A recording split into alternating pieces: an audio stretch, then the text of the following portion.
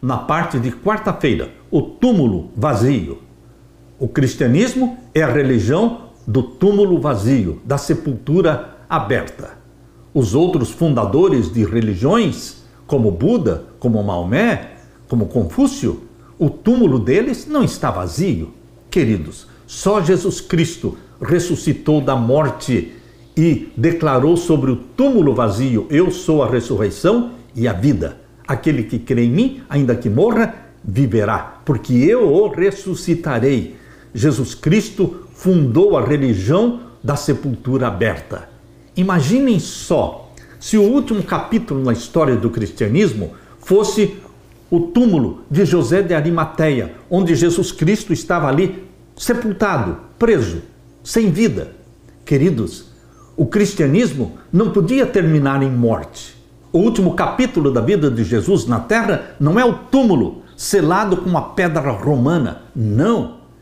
O último capítulo da vida de Jesus aqui na terra é a sepultura aberta, é o túmulo vazio. Ele já ressuscitou, ele não está aqui, disse o anjo, porque ele já ressuscitou. Nós adoramos um Deus vivo e porque ele vive, nós também viveremos. Abra sua Bíblia em João capítulo 19. João capítulo 19, vamos ver então os versos 38 a 42. Depois disto, José de Arimateia, o que era discípulo de Jesus, mas oculto por medo dos judeus, rogou a Pilatos que lhe permitisse tirar o corpo de Jesus. E Pilatos lhe o permitiu. Então foi e tirou o corpo de Jesus. E foi também Nicodemos, aquele que anteriormente se dirigira de noite a Jesus, levando quase 100 arratéis de um composto de mirra e aloés. Tomaram, pois, o corpo de Jesus e o envolveram em lençóis com as especiarias, como os judeus costumam fazer na preparação para o sepulcro. E havia um horto naquele lugar onde fora crucificado, e no horto um sepulcro novo, em que ainda ninguém havia sido posto. Ali, pois, por causa da preparação dos judeus, e por estar perto aquele sepulcro, puseram Jesus. E no primeiro dia da semana, Maria Madalena foi ao sepulcro de madrugada, sendo ainda escuro, e viu a pedra tirada do sepulcro.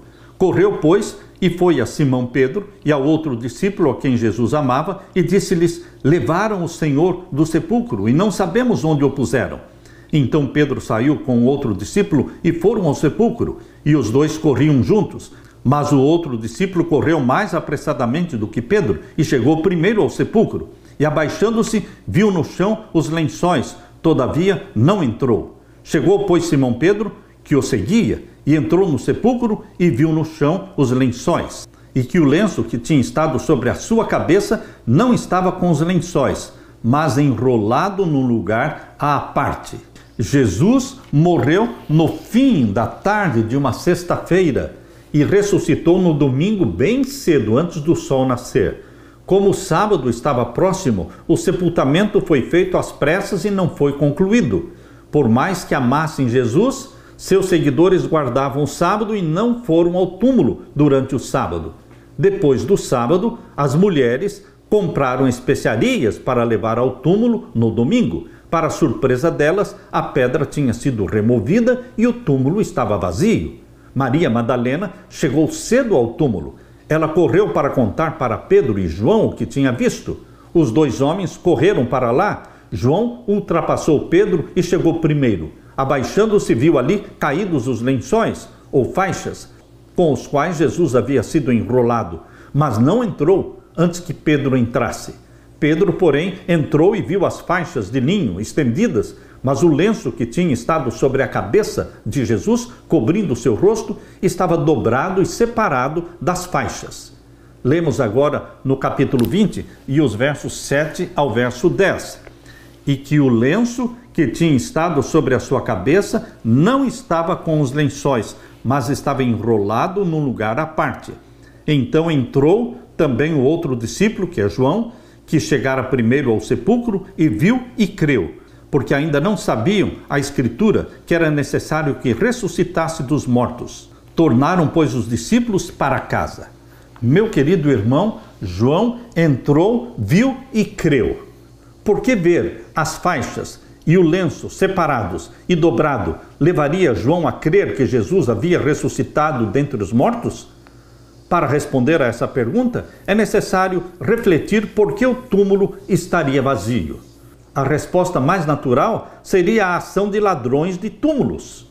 Mas essa explicação não pode ser aceita por 3 razões. Primeira, o túmulo estava guardado por uma escolta, tornando inviável o roubo. Segunda razão, ladrões de túmulos normalmente roubam objetos de valor, não corpos em decomposição. E a terceira razão, ladrões de túmulos costumam agir com pressa e não se preocupam em dobrar as vestes funerárias.